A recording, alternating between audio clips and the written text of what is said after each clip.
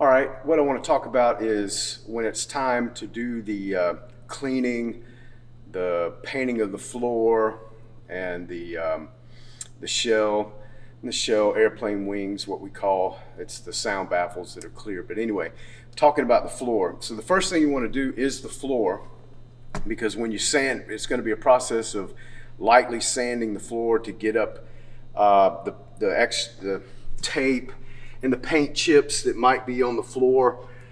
You want to lightly sand it. We're not trying to get down to the bare wood. We're just knocking off and making the raised debris and tape and paint chips, and we're getting down to a smooth black surface.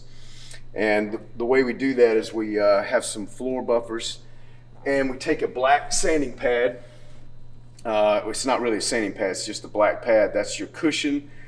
And then under it, the actual sanding screen is what you'll use on the floor. And we use two types. We use a 60 grit. It's common, easy to get. I think Waper down here over the river has it. And you put that under the black pad, 60 grit, and you have your floor buffer. And you just go along in sections, and you're knocking off the paint chips, and you're knocking off the tape, and you're not trying to get down to a blonde wood, but it will happen in some spots. And so after you do the 60 grit, then you do the same thing. Get rid of the 60 grit and put the 100 grit. Gives it a little smoother surface. Put the 100 grit under the black pad, put your floor buffer on there, and just go along and do it. In between these steps, you want to take a dust mop and get all the sanding debris up, which will be a lot, and then do your pass with your 100 grit sanding screen. After that's done, you do your dust mop again. It'll be a whole lot of dust, and then you also want to vacuum. And what you're trying to do then is to be able to actually see what kind of surface you have and see are there any nicks? Are there any pieces of wood that have peeled up that you want to get rid of?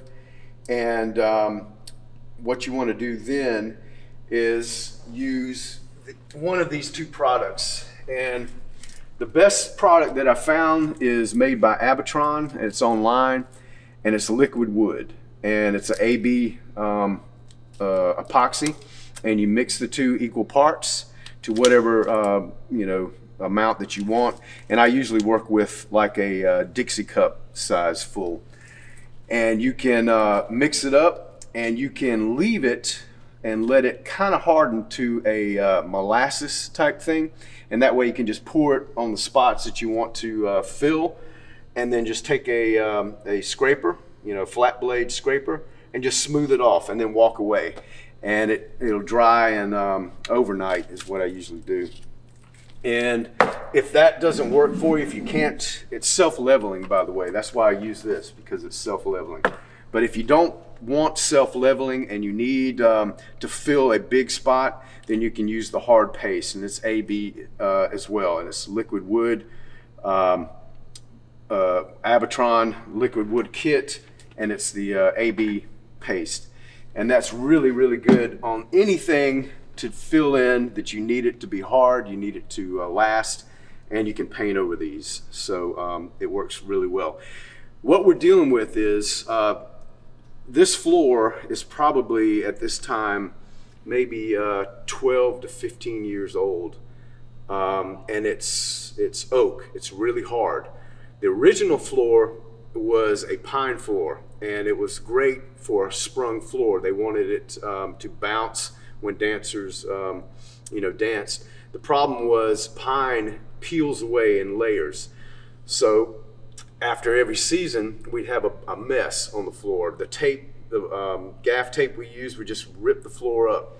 So we had to change woods, and we went to the highest quality oak, and it's great for this purpose of making it look good each season. The problem is it's not really a sprung floor anymore. So we don't really mention that. Dancers usually don't ask about it, so it's just kind of been forgotten. So it's a hard stage floor. It's great for Broadway. It cleans up real well. The oak is pretty tough.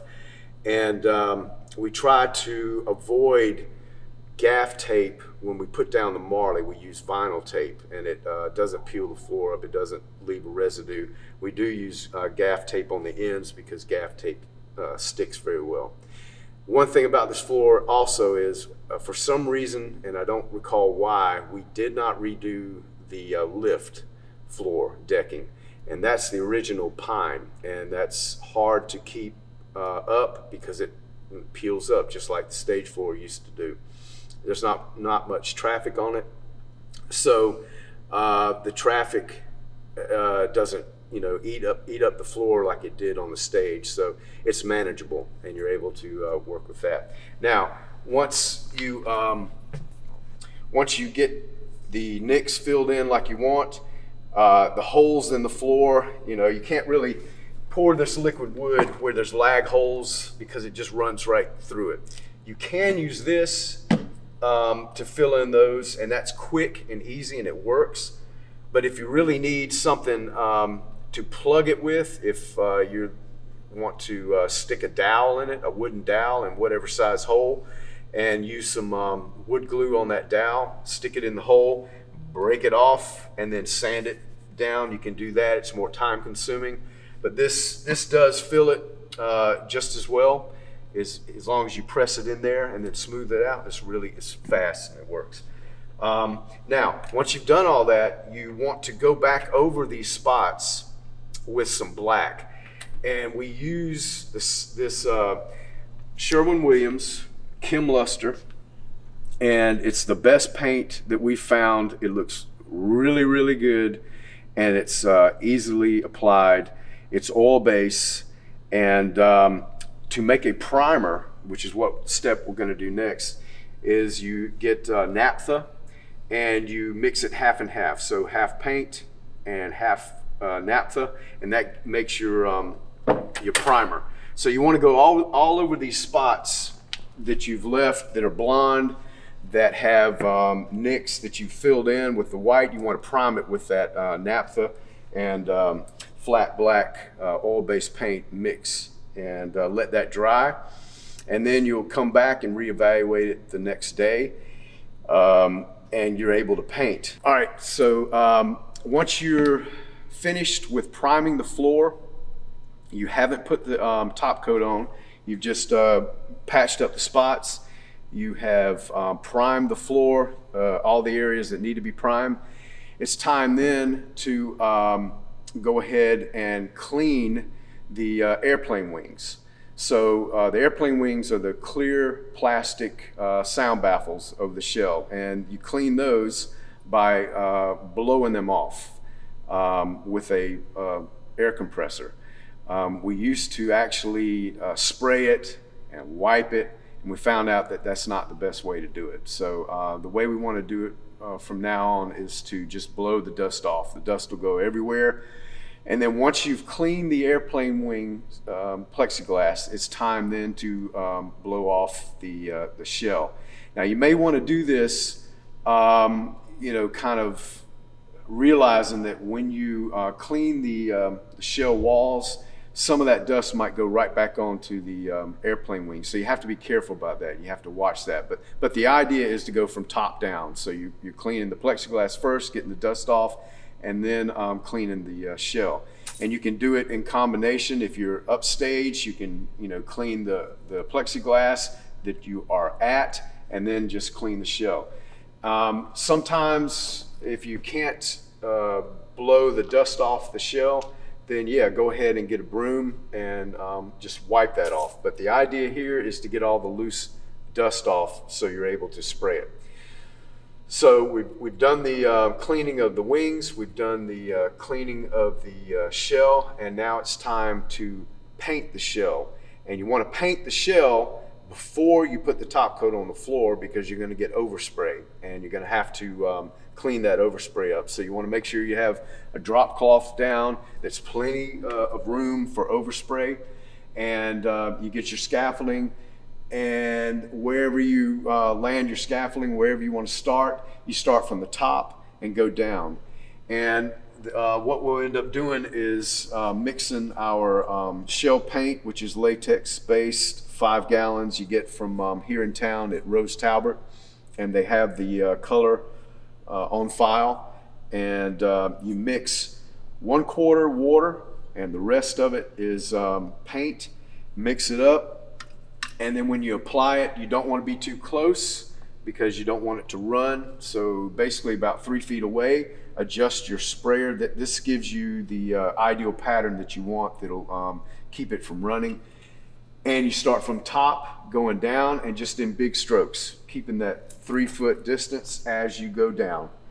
And before you move your scaffolding, double check it. Just make sure you don't need to do anything different. Also be aware that you need to open this up and do the edges, because the audience will see the edges depending on how the doors are open. So make sure you get your edges, make sure you get under it as these angles change. Make sure you get the insides of it on each side, and do that all uniformly all the way around.